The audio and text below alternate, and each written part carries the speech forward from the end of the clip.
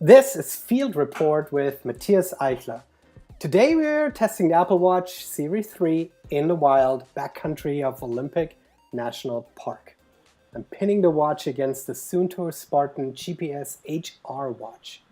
The Suunto is pretty comparable in price, feature set, and is in many ways the gold standard when it comes to outdoor watches for ultra runners.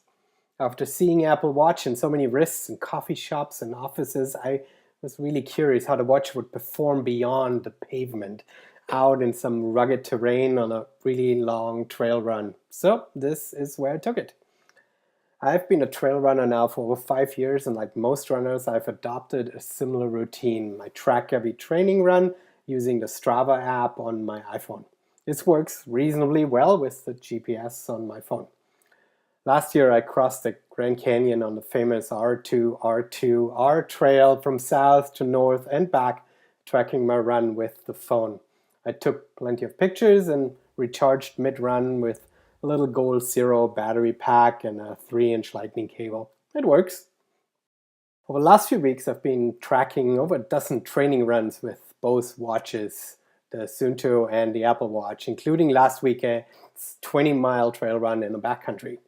Head to head, it feels like I'm comparing a Jeep to a BMW. You guess which one's which. And just like the BMW wins in almost every daily driving situation, there are a few occasions where you'd only want to take a Jeep.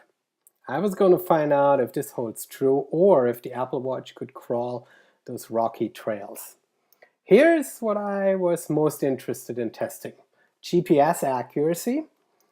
Does the watch accurately track my activity? That's the most important part, right? This is not just for vanity, but will also keep me safe if I get lost out in the backcountry and need those tools to get back to familiar grounds.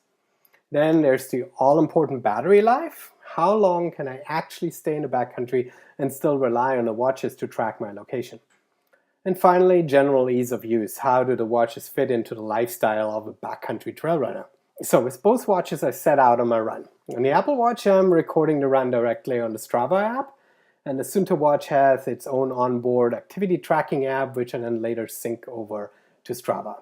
Both the Apple Watch and Suunto Spartan performed surprisingly similar in my GPS tests. This is on par with the official numbers for this trail, and the deviation is acceptable.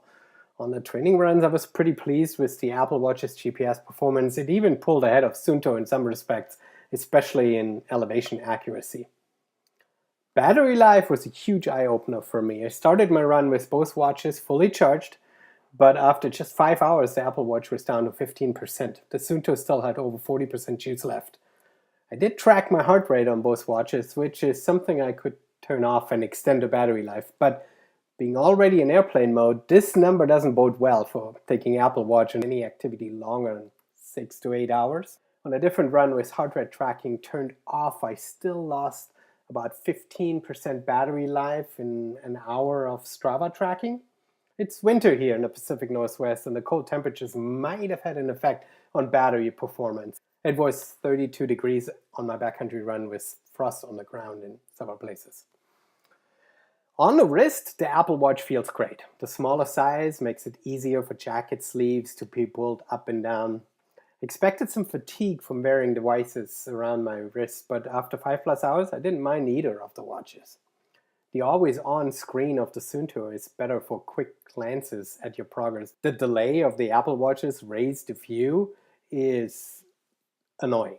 I also wish I could lock the screen on the Apple Watch to just one app. Sometimes mid-run, I felt there was too much going on that tiny screen. All I wanted is a big button to track my run and some numbers to show my progress. Syncing sometimes required a bit of extra help, especially after the watch was in airplane mode and away from the phone. Suunto has their own app, Moves Count. The app lets you transfer the data from the watch over to a website. There you can see a whole bunch more information and sync your activity to Strava.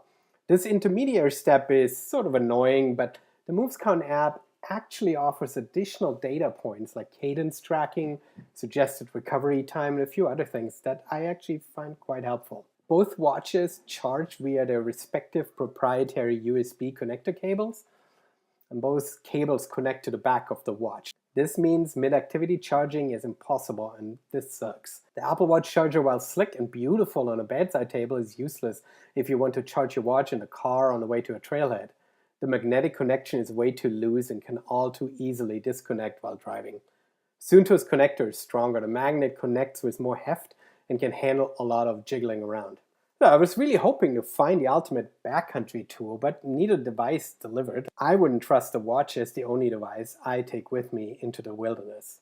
The limited battery life, the tiny screen, the inability to recharge throughout the activity left me a bit lackluster. Yes, they performed all right, but I hoped more for the price tag. After about 2 months of testing, I realized that I was looking for the ultimate backcountry tool in the wrong place. I already have a great backcountry tool, and it's my iPhone. The ability to recharge mid-flight is key.